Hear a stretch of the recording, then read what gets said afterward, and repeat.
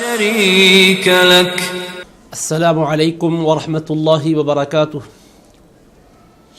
الحمد للہ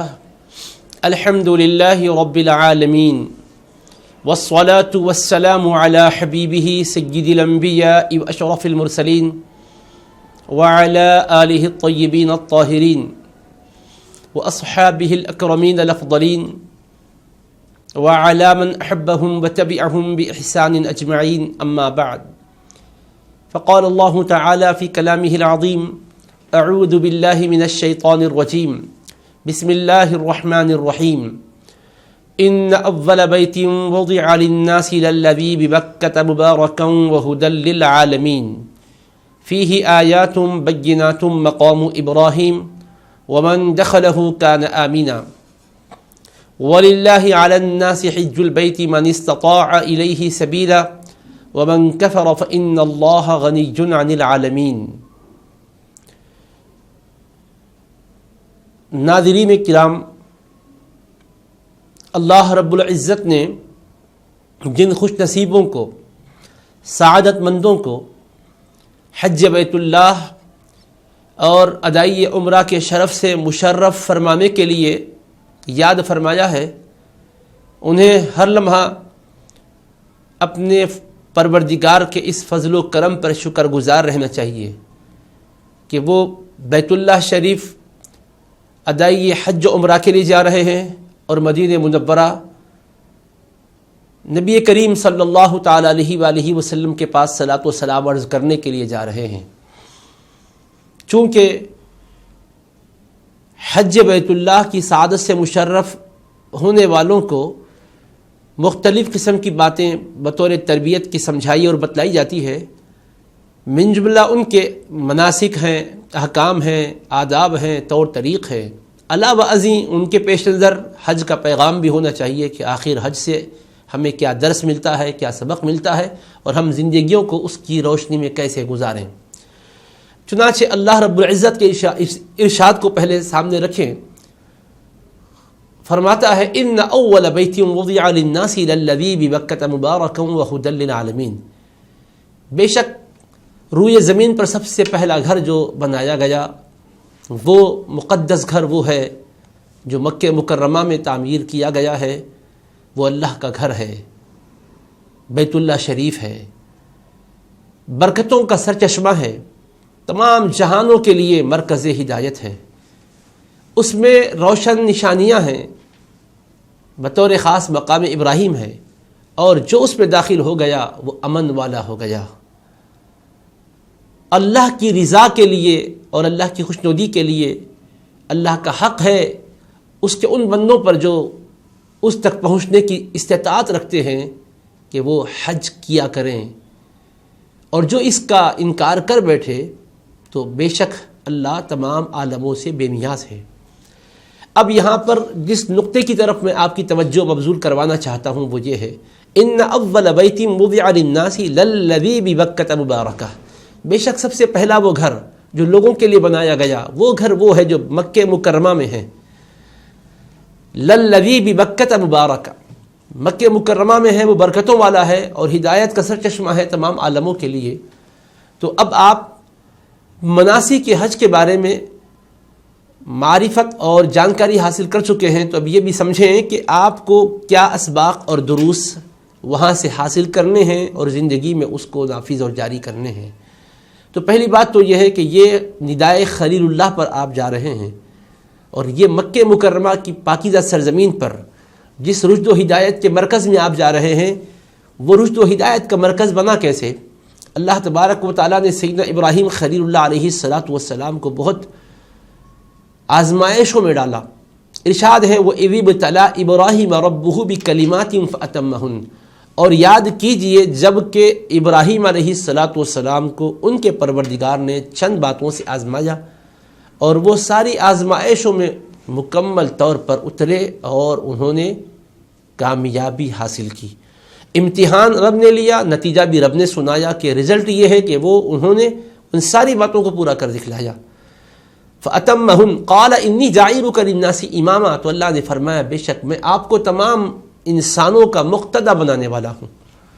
تو آپ دیکھیں کہ اتنا بڑا مقام کہ حج کے ہر معاملے میں حضرت ابراہیم خلیل اللہ علیہ السلام کی یادیں ہیں، حضرت اسماعیل ذبیح اللہ علیہ السلام کی یادیں ہیں، حضرت سیدتنا بی بی ہاجر رضی اللہ تعالی عنہا و سلام اللہ علیہا کی یادیں ہیں۔ تو ان یادوں میں ہمارے لیے کیا سبق ہے کہ دیکھیے امتحان کیسے سخت انداز سے ان کے ہوئے، تو ہم بھی اپنے رب کی بارگاہ میں اطاعت و بندگی کا سچا جذبہ لے کر آئیں۔ یہ امتحانات سے ان کو گزارا تو انہوں نے ہر موقع پر کہا لبیک مولا، ہم حاضر ہیں تیرے دربار میں۔ حضرت ابراہیم علیہ السلام کو اللہ تبارک و تعالیٰ نے ترک وطن کے ذریعے سے آزمایا، اللہ کی رضا کی خاطر انہوں نے وطن کو ترک کیا۔ اللہ تبارک و تعالیٰ نے آتش نمرود کے ذریعے سے امتحان لیا تو بے خطر اپنے آپ کو انہوں نے اس کے حوالے کیا، اس امتحان میں کامیاب ہوئے۔ اور پھر پیرانہ سالی میں بڑی عمر میں اللہ نے صاحبزادہ عنایت فرمایا۔ پھر حکم یہ ہوتا ہے کہ شیرخوار فرزند کو میں ان کی والد ماجدہ کے بے آب و گیاہ مقام پر، جہاں انسان ہے نہ کوئی پرند نہ درند نہ چرند، اللہ تبارک و تعالیٰ کے خلیل اس مقام پر چھوڑ کر آنے کا حکم پاتے ہیں تو بلا چو و چرا لیے چلتے ہیں۔ اور حضرت بی بی ہاجرہ کو، حضرت اسماعیل کو علیہم السلام، آپ نے اس وادی میں جہاں آج خانہ کعبہ ساری دنیا کے لیے مرکز رشد و ہدایت بنا ہوا ہے، آپ چھوڑ آتے ہیں۔ اور معاش کے لیے انتظام کیا تھا؟ ایک تھیلی میں کچھ کھجور تھیں اور مشکیزے میں پانی تھا، ان کو آپ نے وہاں اتارا، بغیر کچھ کہے کہ لوٹ رہے تھے۔ حضرت بی بی ہاجر شیرخوار صاحبزادے کو گود میں لی ہوئی ہے، اپنے شوہر نامدار حضرت ابراہیم علیہ السلام سے پوچھتی ہے کہ آخر آپ ہمیں ایسے مقام پر جہاں کوئی مونس و ہمدم نہیں، جہاں کوئی چارہ ساز و چارہ گر نہیں، جہاں کوئی معاش کا بندوبست نہیں، آپ چھوڑے جا رہے ہیں۔ آپ نے فرمایا، جواب میں خاموشی اختیار کی، تب انہوں نے ہی پوچھا اللہ امرک بہذا، کیا اللہ نے آپ کو اس کا حکم فرمایا ہے؟ تب آپ نے فرمایا اشارے سے کہ نعم۔ تو اب ایسے موقع پر آپ نے جب ہاں کہا تو دیکھیے حضرت سیدتنا بی بی ہاجرہ علیہ السلام کا وہ ایقان اللہ کی ذات پر ہر حاجی کے لیے درس و سبق دیتا ہے، ہر مومن کے لیے پیغام دیتا ہے۔ کہنے لگی اذن لا یضیعنا، تب تو وہ ہمیں ضائع نہیں فرمائے گا۔ جب اس کا حکم ہے تو پھر ہمیں بالکل بے فکر زندگی گزارنی ہے، اطمینان کی سانس لیں، حالانکہ جنگل و بیابان ہے، سخت دھوپ ہے، اور راتوں کا تصور کیجئے کیسی بھیانک راتیں ہوں گی، کتنے مہیب خطرات منڈلا رہے ہوں گے، ایذا پہنچانے والے کیڑے مکوڑوں کا ڈر، چوروں اور ڈاکوؤں کا ڈر، یہ سارے خدشات اور خطرات کو انہوں نے خاطر میں نہیں لایا، کہا اذن لا یضیعنا، تب تو وہ ہمیں ضائع نہیں کرے گا، آپ مطمئن جائیں۔ تو دل کی دنیا میں یقین کی جو جنت آباد تھی وہ اس جنت میں داخل ہو گئی، اطمینان کی سانس لی۔ تو یہ زندگی میں ایک بندہ مومن کے لیے سب سے بڑا سبق و درس یہ ہو کہ حکم جب رب کا آئے تو وہ جبین نیاز خم کر دے، قیل و قال میں نہ پڑے، اگر مگر کے شک اور وسوسوں میں نہ پہنچے، بلکہ یقین کی منزل میں رہے۔ جو حضرت بی بی ہاجرہ کی ذات سے جملہ صادر ہوا وہ ماؤں بہنوں کے لیے بھی، مردوں کے لیے، جوانوں کے لیے، بزرگوں کے لیے بھی رشد و ہدایت کا مینار نور بن گیا، اور اطمینان کے ساتھ واقعتاً انہوں نے دن گزارے۔ اور اسی پروردگار نے ان کے لیے انتظام کیسے کیا کہ زمزم شریف کا چشمہ وہیں سے جاری ہوا۔ میں ان تفصیلات میں نہیں لے جانا چاہتا ہوں، صرف درس اور پیغام اس میں سے آپ کے سامنے رکھنا چاہوں گا۔ تو اب دیکھیے، جہاں پانی کا تصور نہیں تھا، پانی کا چشمہ اللہ نے ایسا نکالا، اس کو ایسی یادگار بنایا کہ دنیا صبح قیامت تک اس پانی کو پی رہی ہے اور برکتیں رحمتیں پا رہی ہے۔ اور شرف اس پانی کو یہ مل گیا کہ امام الانبیاء کی زبان فیض ترجمان سے یہ الفاظ ادا ہوتے ہیں صلی اللہ علیہ وسلم، وارواحنا فداہ ماء زمزم لما شرب لہ، زمزم کا پانی ہر اس مقصد کے لیے ہے جس کی خاطر وہ پیا جائے۔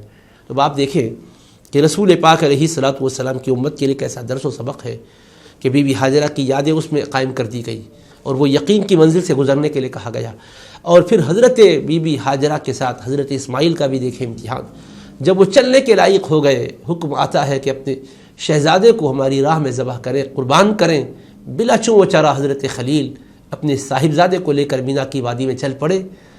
میں واقعات اور اس کی تفصیلات میں نہیں لے جانا چاہتا ہوں، نہ واقعہ نگاری مقصود ہے نہ تفصیلات بیان کرنا مقصود ہے، صرف پیغام و درس دیکھیے کہ جب حکم آتا ہے وہ بھی خواب کے ذریعے سے اشاراتی انداز میں، تب آپ لٹاتے ہیں اور حلقوں میں نازک پر چھری چلا رہے ہوتے ہیں، لیکن اللہ تبارک و تعالیٰ کی طرف سے ندا آتی ہے، نادیناہ ان یا ابراہیم قد صدقت الرؤیا، ہم نے ندا دی اے ابراہیم تم نے خواب کو سچا کر دکھلایا، انا کذالک نجزی المحسنین، بے شک ہم نیکوکاروں کو ایسا ہی صلہ دیتے ہیں، مخلصین کو ایسی ہی جزا عطا کرتے ہیں۔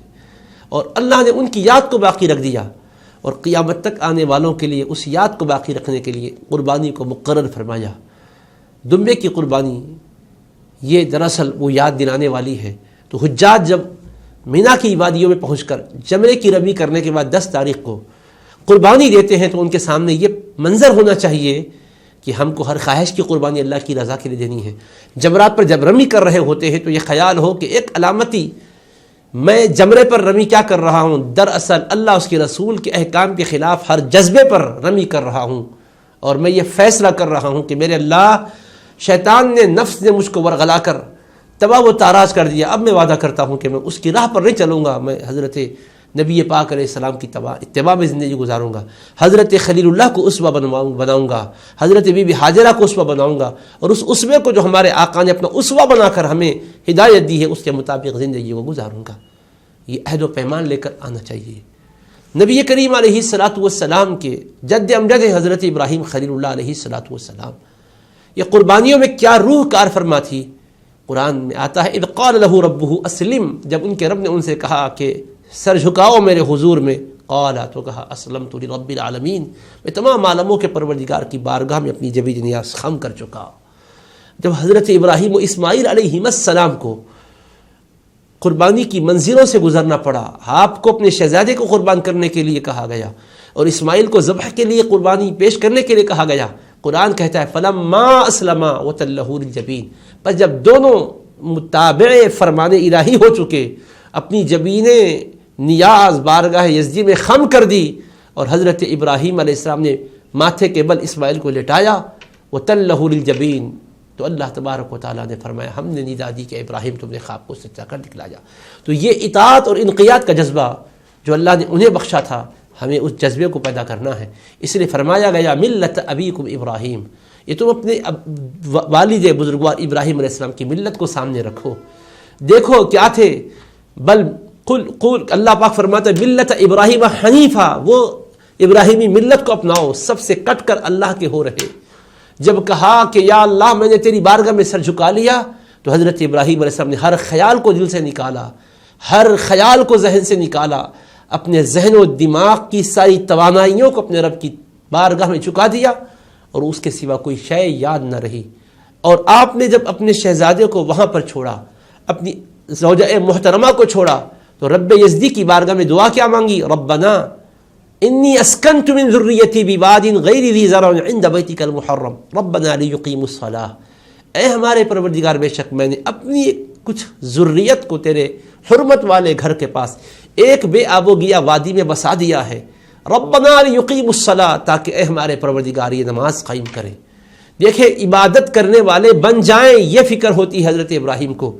جب ہم پہنچے تو ہمارا ذہن بھی یہی کام کرے کہ ہم حج کو جا رہے ہیں تو وطن کو چھوڑ کر جا رہے ہیں، رشتہ داروں کو چھوڑ کر جا رہے ہیں، مشاغل و مصروفیات کو چھوڑ کر جا رہے ہیں، کام کاج کو چھوڑ کر جا رہے ہیں، تو جسم سے ہم ان چیزوں سے علیحدہ ہی نہ ہوں بلکہ قلب و روح سے بھی علیحدہ ہو جائیں، ایک رب کے ہو جائیں، اور پھر وہاں سے ملنے والے برکات کو لا کر زندگی کا ایسا حصہ بنا لیں کہ ہمیں دیکھنے والا کہے واقعی یہ اللہ کی طرف واقع متوجہ ہونے والوں میں سے ہے۔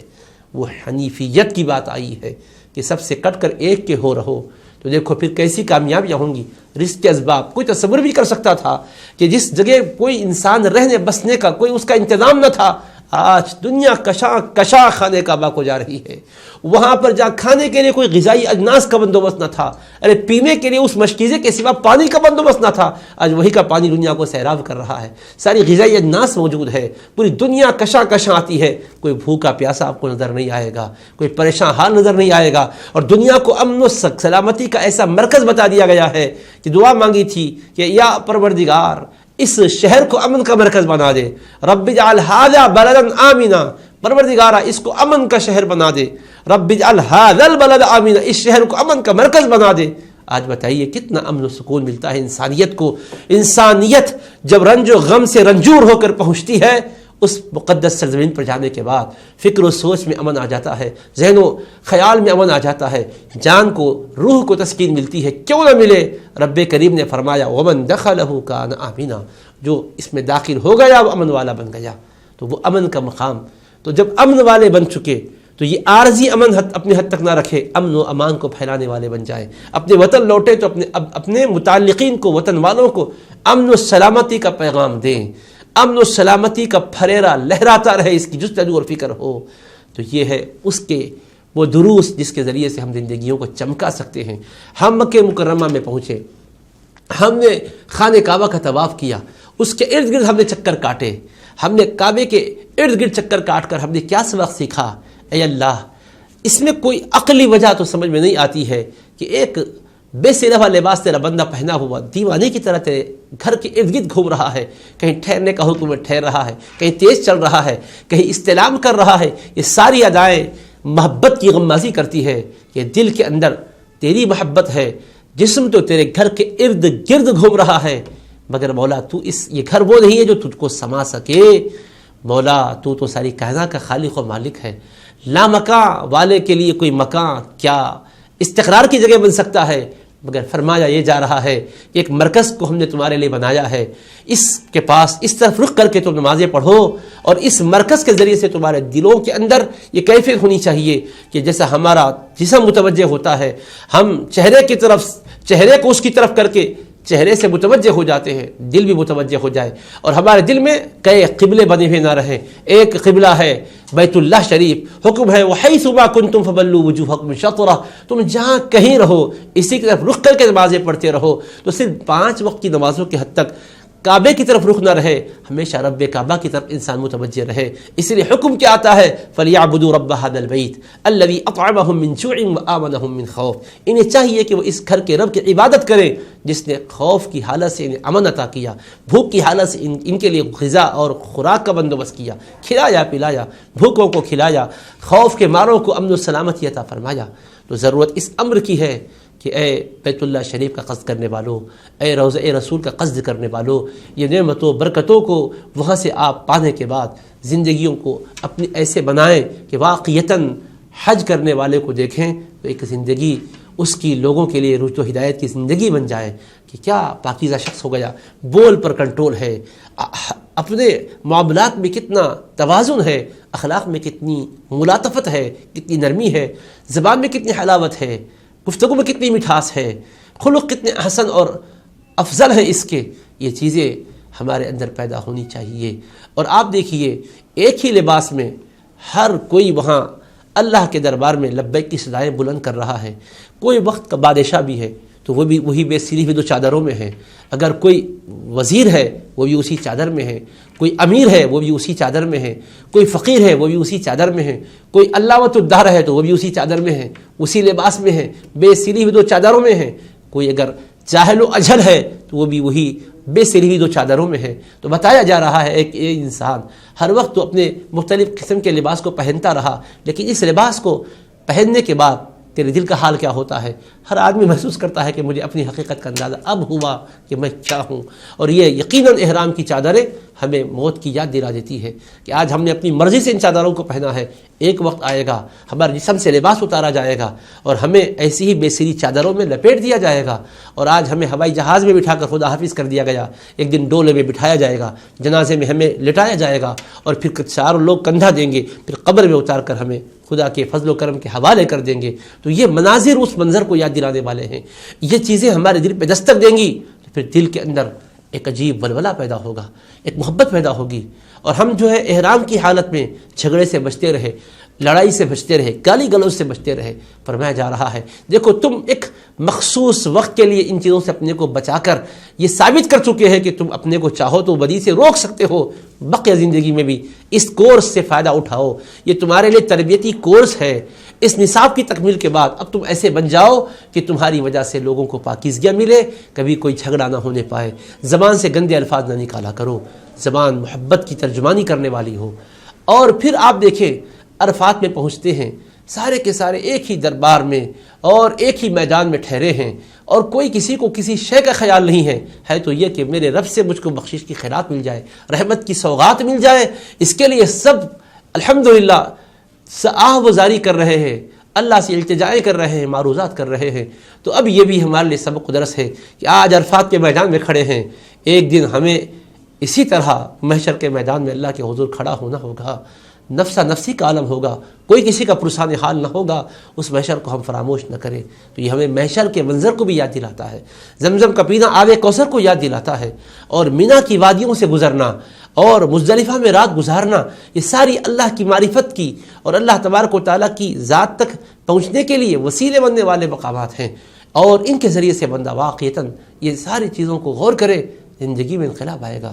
رسول رحمت علیہ السلام اپنے صحابہ کرام کے ساتھ یہ سارے مراحل سے گزرے. تو جب قربانی کا وقت آیا, حضور نبی کریم علیہ السلام نے قربانی دی. تو عجیب انداز ہے, آپ ہم غلاموں کے لیے تو آسانی کر دیے کہ تمتع اور قران کی قسم سے جو حج کر رہا ہے ایک دمبے کی قربانی دے, حج افراد والا مستحب ہے کہ قربانی دے, مگر نبی کریم علیہ السلام خود جو قربانی دیے ہیں. اور اگر بڑے جانور اونٹ میں قربانی دینا ہے تو 7 لوگ مل کر قربانی دے سکتے ہیں, لیکن نبی کریم علیہ السلام نے خود 100 اونٹوں کی قربانی دی ہے اللہ کی راہ میں. 63 کو حضور نبی کریم علیہ السلام نے خود اپنے ہاتھ سے نہر کیا, اور باقی 37 حضرت سیدنا شیر خدا مولا علی رضی اللہ تعالیٰ عنہ کے سپرد کیا, انہوں نے ان کو نہر کیا. حدیث پاک میں آتا ہے اللہ کے رسول علیہ السلام جب نحر فرمانا چاہتے تھے, جانور قطار میں ٹھہرے ہوئے تھے, اونٹوں کا عالم یہ ہے, نبی کریم علیہ السلام قصد کر کے جب ان کی طرف بڑھنا چاہتے تھے تو وہ جانوروں کا عالم تھا. فتفقنا یزدلفن الیہ بایتہن یبدؤ, خود اونٹ ایک دوسرے کے مقابل میں آگے بڑھ کر حضور کے قریب آ رہے تھے کہ پہلے حضور ہمیں نحر کیجیے, پہلے ہمیں خدا کے نام پر قربان کیجیے. تو اس سے ایک احساس پیدا ہوتا ہے کہ دیکھو جانور بھی پہچانتا ہے کہ سامنے اللہ کے نبی کھڑے ہوئے ہیں, اور ان کے ہاتھوں سے نہر ہونا یہ میرے لیے شرف و سعادت کی بات ہے, اس لیے وہ لپک رہے ہیں, اس لیے وہ آگے بڑھ رہے ہیں. ہم تو کلمہ گو ہیں, ہمارا تو دین و ایمان نبی کریم علیہ السلام کی ذات سے جڑا ہوا ہے, آپ کے پیغام سے جڑا ہوا ہے. ہمارا حال کیا ہونا چاہیے؟ ہمیں تو بلایا جا رہا ہے, پھر ہم کتراتے ہیں. جس طرح نمازوں کی وہاں پابندی ہے, بقیہ زندگی میں نمازوں کی پابندی ہو, جس طرح وہ قائد قانون کی زندگی گزار رہے ہیں, یہاں آنے کے بعد جہاں بھی پہنچے اسی قائد قانون کی زندگی گزاریں. کھانے میں حلال کھائیں, حرام سے بچیں, اور پینے میں بھی حرام مشروبات سے بچیں. زندگی کے ہر نشیب و فراز میں اللہ کو, اس کے رسول کو یاد رکھیں, اللہ اس کے رسول کے احکام کے مطابق زندگی گزاریں. یہ درس ہے, یہ پیغام ہے ہمارے لیے. اور ہمارے نبی کریم علیہ السلام نے حجۃ الوداع کے موقع پر عرفات کے میدان میں جو خطبہ ارشاد فرمایا, اس پیغام کو کبھی نہ بھولیے. آج پوری دنیا پیاسی ہے اس پیغام کی. نبیوں کے سردار صبح قیامت تک کے احوال کو سامنے رکھ کر امت کی رہبری کر رہے ہیں, اور کیا فرماتے ہیں؟ یا ایھا الناس, اے لوگو. حالانکہ صحابہ موجود ہیں مگر حضور نے خطاب ناس کے نام پہ کہ لوگوں کہا, قیامت تک آنے والے لوگوں کو گویا مخاطب بنایا اپنے اس ارشاد کا. ان دماءکم اموالکم اعراضکم, بے شک تمہارے خون, تمہارے مال, تمہاری عزتیں, تمہارے آبرو, یہ سب کچھ تمہارے لیے حرام علیکم کحرمت یومکم ھذا فی بلدکم ھذا فی شہرکم ھذا, جس طرح تمہارے اس دن, تمہارے شہر میں اور تمہارے اس مہینے میں تقدس ہے, عظمت ہے, حرمت ہے, جیسا یہ مقدس اور محترم ہے. یاد رکھو انسانوں, تمہارے خون بھی قابل احترام ہے, جانیں بھی قابل احترام ہے, مال بھی قابل احترام ہے, عزت و آبرو بھی قابل احترام ہے. تو رسول پاک علیہ السلام نے چھیڑ چھاڑ کی تعلیم نہیں دی, امن دیا, سارے انسانوں کے حقوق بتائے. شوہروں سے کہا بیویوں کے ساتھ اچھا سلوک کرو, اپنے ماتحت جو نوکر چاکر ہیں ان کے ساتھ اچھا سلوک کرو, پوری انسانیت کے ساتھ اچھا سلوک کرو. کسی کا مال ہڑپ نہ کرنا, کسی کی امانتوں میں خیانت نہ کرنا, کسی کی دولت پر ناجائز نظر ڈال کر نہ دیکھنا, اور ہر حقدار کو حق پہنچانا. وراثت کے اندر کوئی خیانت اور ظلم نہیں کرنا, کسی کا حق دبانا نہیں. نبی کریم علیہ السلام ایسے ماحول میں جبکہ حقوق پر ڈاکہ ڈالا جا رہا تھا, بدکاری اور زناکاری کی جا رہی تھی, ناموسوں کا بھی تحفظ دیا, آبروؤں کا بھی تحفظ دیا, جس عورت کو جینے کا حق سماج نے نہیں دے رکھا تھا، نبیوں نے اس عورت کو جینے کا حق دیا، رفعت کے ساتھ، شان و شوکت کے ساتھ، بچیوں کے حقوق بتلائے، مزدوروں کے حقوق بتلائے، پڑوسیوں کے حقوق بتلائے، اور دیگر اقوام و ملل اور مذاہب کے ماننے والوں کے ساتھ بھی اچھا سلوک کرنے کی تعلیم دی ہے۔ ارشادات مصطفیہ کا جو ہمیں خلاصہ و نچوڑ ملتا ہے، اس میں سے ایک بات پر میں اپنی گفتگو ختم کرتا ہوں۔ امام الانبیاء علیہ السلام نے فرمایا کہ مومن کون ہے؟ ایماندار کی تعریف مختلف انداز سے آپ سنتے ہوں گے، آج آؤ خود اس پیغمبر کی زبان سے سناتا ہوں جس پیغمبر پر ایمان لانے کا نام ایمان لانے والے کو مومن کہتے ہیں، ان کی تعلیم کو ماننے والے کو مومن کہتے ہیں۔ وہ فرماتے ہیں المؤمن من امنہ الناس علی دمائہم واموالہم، کہ مومن کامل کون ہے؟ فرمایا المسلم من سلم الناس من دمائہم واموالہم والمؤمن من امنہ الناس علی دمائہم واموالہم۔ مسند احمد بن حنبل میں حدیث پاک ہے الفاظ کے اختلاف کے ساتھ کہ کامل مسلمان وہ ہے جس کی زبان سے، جس کے ہاتھوں سے تمام انسانیت کو سلامتی ملے، اور فرمایا کامل مومن وہ ہے جس کی اذیت سے، جس کے ہاتھ سے لوگوں کے مال، لوگوں کی جانیں محفوظ رہے۔ المسلم من سلم الناس من لسانہ ویدی، مسلمان کیا ہے؟ فرمایا تمام انسان جس کی زبان سے، ہاتھ سے محفوظ رہے۔ مومن کون ہے؟ فرمایا من امنہ الناس علی دمائہم واموالہم، تمام انسانوں کی جانیں اور مال جس سے امن میں رہے۔ تو مسلمان کا تعارف بھی کروایا، ایماندار کا بھی تعارف کروایا، جہاں بھی رہے مومن بن کر رہے، امن پھیلانے والے بن کر رہے، سلامتی کے ساتھ مسلم بن کر رہے کہ سلامتی کو پھیلائے۔ کسی بھی اگرچہ کہ کوئی دیگر اقوام و مذاہب کے ماننے والے کیوں نہ ہوں گے، امن کے پیغمبر نے امن کی تعلیم دی ہے، امن پھیلانا ہے، ملک کو ترقی دینا ہے، اپنے مقام جہاں کے رہنے بسنے والے ہیں اس جگہ کو ترقی دینا ہے، وہاں کے رہنے والوں کے لیے امن کا پیکر بن کر رہنا ہے۔ یہ امن کے پیغمبر کی تعلیم ہے۔ خدا کرے کہ ہم اس تعلیم کے مطابق زندگی گزاریں اور حج کے حقیقی پیغام کے ساتھ لوٹیں اور اس پیغام کے ساتھ جیے، اسی پیغام کے ساتھ اٹھیں۔